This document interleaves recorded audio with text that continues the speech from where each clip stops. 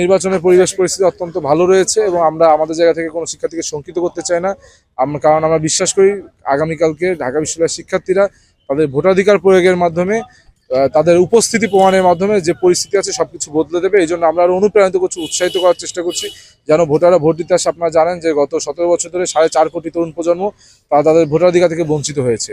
সেই তরুণ প্রজন্মদের একটি বড় প্রতিনিধিত্বকারী সংখ্যা কিন্তু ঢাকা বিশ্ববিদ্যালয়ের বর্তমান শিক্ষার্থীরা। সুতরাং বাংলাদেশ যে গণতান্ত্রিক যাত্রার পথে অগ্রযাত্রা করেছে, সেই অগ্রযাত্রার প্রথম ধাপে এই ডাকসু নির্বাচনে আমার মনে হয় যে একটি উৎসবমুখর পরিবেশে নির্বাচনটি অনুষ্ঠিত হবে। না, আসলে আমরা তো দীর্ঘদিন ছাত্র রাজনীতি করেই ছাত্র নির্বাচন করছি।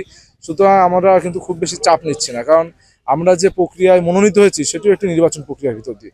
এই জন্য আমরা মনে করি নির্বাচন একটি গণতান্ত্রিক প্রক্রিয়া। আমরা যদি ভালো কাজ করে থাকি শিক্ষার্থীরা আমাদেরকে চুজ করবে, যেহেতু খারাপ কাজ করিনি এই জন্য নির্ভর রয়েছে।